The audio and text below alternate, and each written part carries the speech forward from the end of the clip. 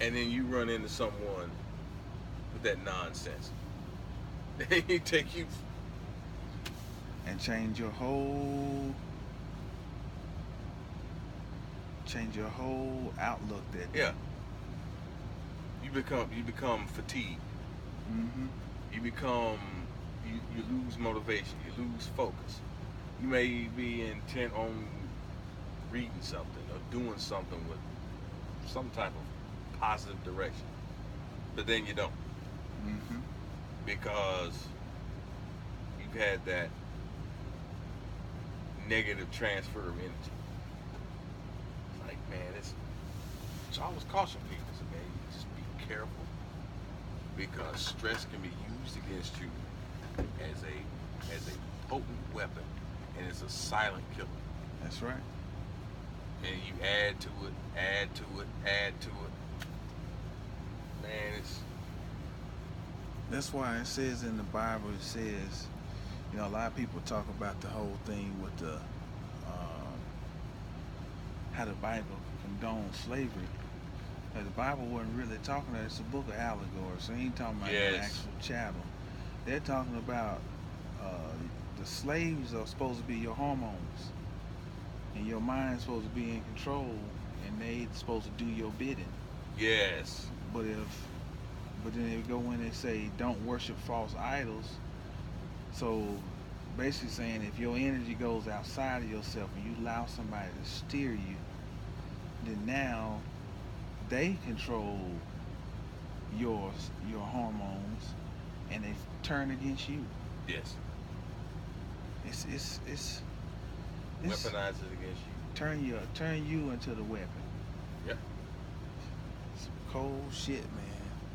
So, man, why don't? Yeah, it's unfortunate when you see things happen out in society where a cop kills somebody or somebody does something against.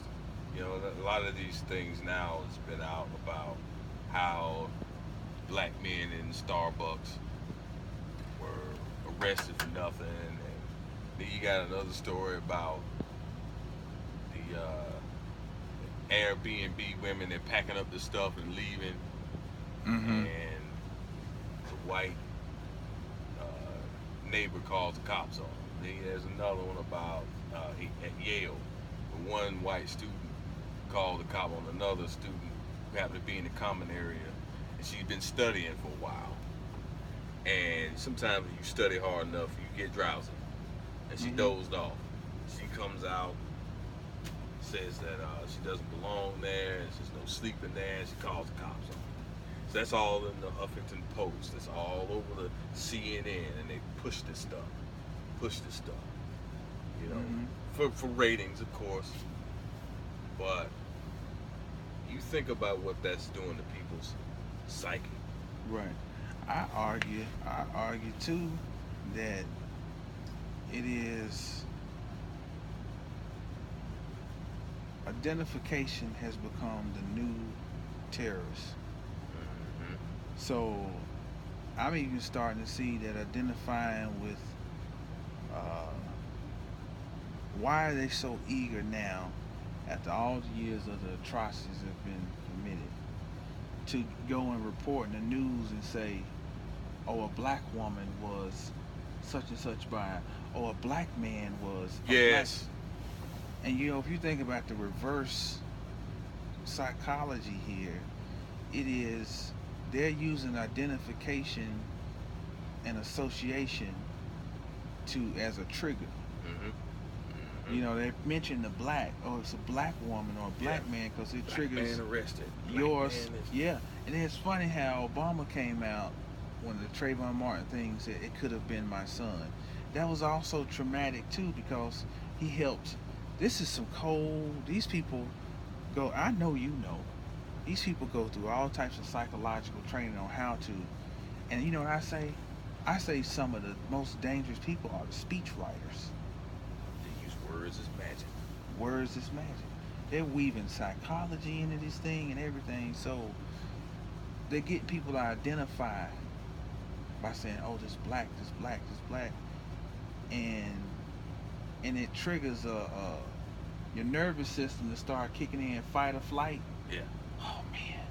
But then on one side you got black, black, black, but you gotta have the other side, the white sympathy. Right. The white writer says this is so terrible. We can do better.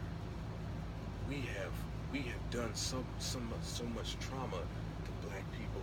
We are part of the. That's we right. Can be, we're part of the problem. That's we right. can be part of the solution. You gotta have that other side. That's too. right.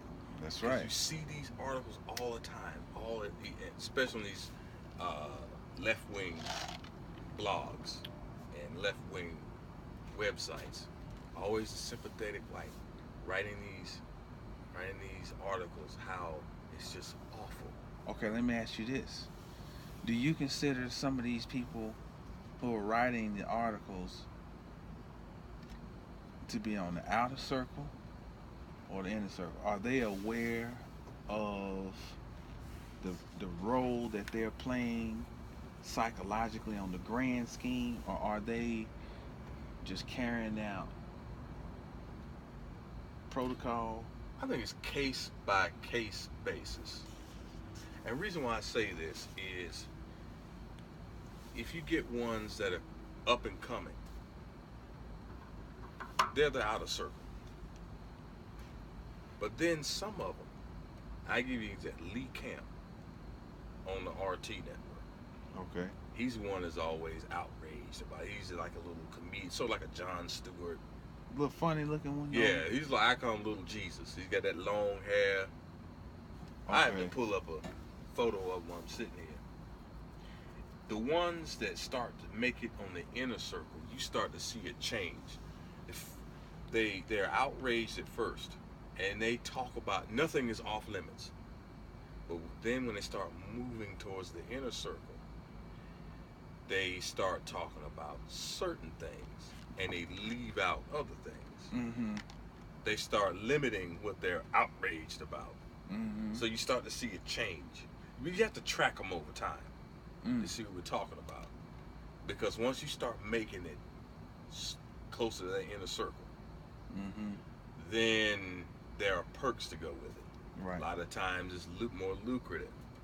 A lot of times you get more sponsors. A lot of times the set that's behind them starts to change. They start living, for lack of a better term, the good life. Mm-hmm. They start becoming prominent. They're talked about more. They are interviewed more. They are, their profile raises. Right. So you get the ones on the outer edge. Nothing is off limits. They talk about everything. But you get the ones that start to move closer to that, that promised land, so to speak. Mm-hmm. Then they start censoring themselves because they know. They know what the agenda is. They say the wrong thing. Mm-hmm. Because, hey, prosperity can be used as a weapon. That's you right. get used to that shit, man. You don't want to let it go. That's right. You don't. Man, sometimes I say, sometimes the struggle is better for you if you really understand. That's right. Really understand things. That's right. This prosperity, shit. I want to give up this house. I want to give up this. Right. I done made it. Right. To give up all this, to say the wrong thing, step on the wrong toes. Shit. It's like one of Ed's sayings is,